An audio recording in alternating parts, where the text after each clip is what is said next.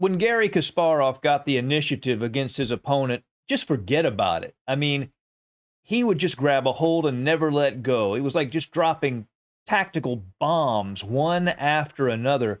Opponents were terrified of him at his peak. He was way ahead of the rest of the chess world. In this game, played in 1991 at the Paris Imopar Rapid, his opponent is Evgeny Bareyev. Now, Kasparov was rated 2770, Bareyev was 2680. By modern standards, you could probably add about 50 rating points to both sides. So Bareyev would definitely be a 2700 plus. Kasparov definitely a 2800 plus. But this is a game where we see Kasparov just at his best, really delivering those blows. Bareyev has white, Kasparov has black. Let us jump right in. d4 from white, knight f6, c4, g6, knight c3, and bishop to g7. We get to see Kasparov's ferocious King's Indian defense here, where he lets white build the center as white wants, and then he attacks it with everything he has. Knight to f3, castles, and e3. Now, this is a passive move in a way. It's not the main line, which would be that moving that pawn to e4. Why would Bareyev play like this? Well, the main reason, there are two reasons, basically. The first is Kasparov was way ahead of everybody in opening theory at this time. He had these secret files, and everybody knew if they got into a theoretical battle with Kasparov, they were probably going to get annihilated. So this sort of is an attempt to sidestep some of that heavy theory. Secondly, it's I think Bareyev probably was hoping to avoid a real tactical melee against Kasparov because no one could keep up with him tactically. So this is a way to sort of neutralize the initiative from black. We'll see how well that works. Not very. Kasparov plays c5, attacking the center, as very common. He wants to open up this long diagonal for the bishop at g7, so he attacks it with the pawn at c5. Here, probably d5 may be the best move, but after a move like e6, white may later have to play e3, e4, and maybe be down a tempo in a Benoni. But even still, d5 is probably best. But he plays the bishop to e2, keeping it sort of safe. And one of the ways black deals with this in a King's Indian when white plays sort of passively like this is they will transpose into a Grunfeld position where white's not ideally placed. And that's what Kasparov does here. He takes on d4, ed4, and an immediate d5. This is, of course, playable for white. It's fine, but it's not the most incisive and aggressive line that white can play against the Grunfeld. Castles and knight to c6. Black is beginning to put pressure on the d4 pawn. He would like to play bishop to g4 to get rid of the knight that defends the d4 pawn. And after taking on c4, the queen will attack it. So there's a lot of pressure on d4. Bareyev plays h3 to keep that bishop out of g4 so the knight can stay defending that pawn. The main move here for black, main theory, is to take on c4 and dominate the queenside light squares with a move like knight to a5, bishop e2, then bishop to e6. You see him aiming at this c4 square. The rook can come over, and black has some pressure there.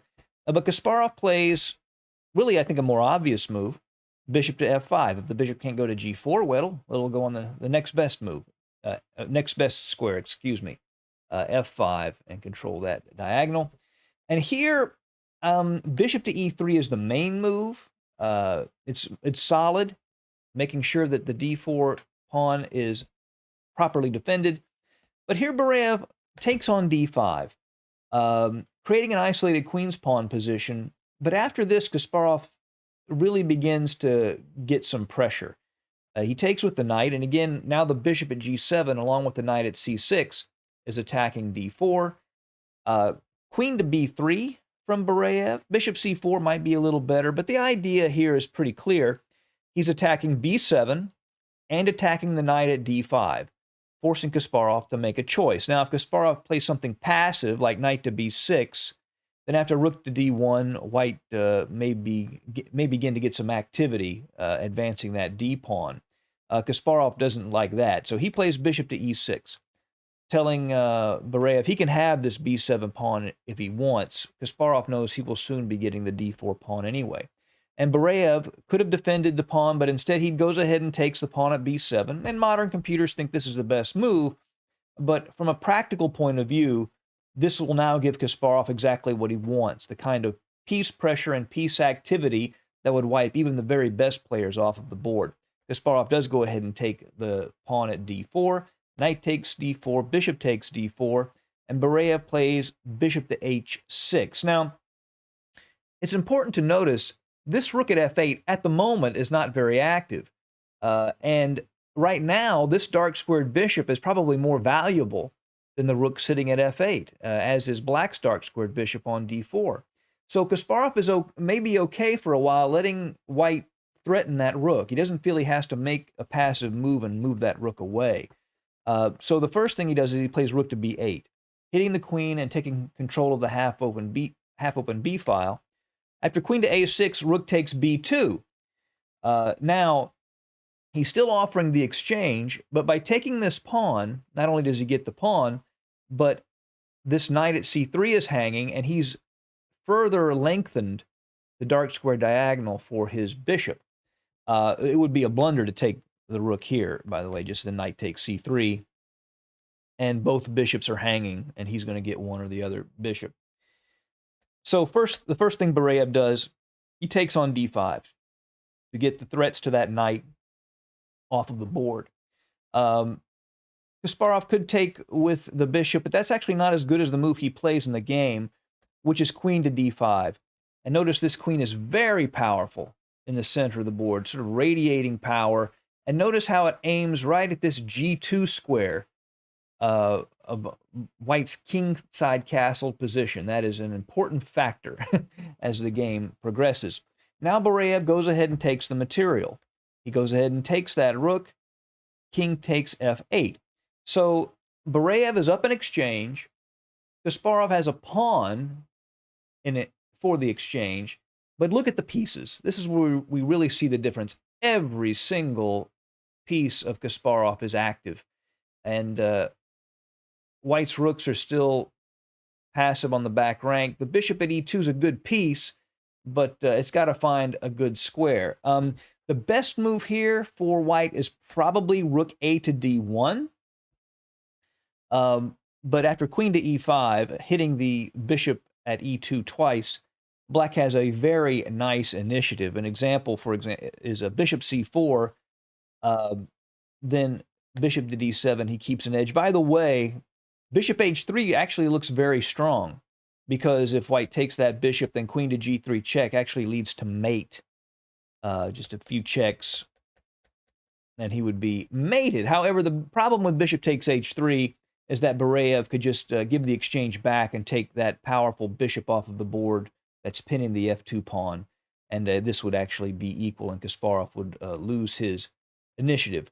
So after rook a to d1, queen to e5, Kasparov is better, but the game is hardly over. But Barayev plays the move a4. I'm not exactly sure why. Maybe he just wants to save that pawn. He wants to move his rook and not have that pawn be captured. Maybe he wants to create a spot on b5 where he can put a piece and the pawn would defend it. I'm not sure. But it turns out to be a big mistake.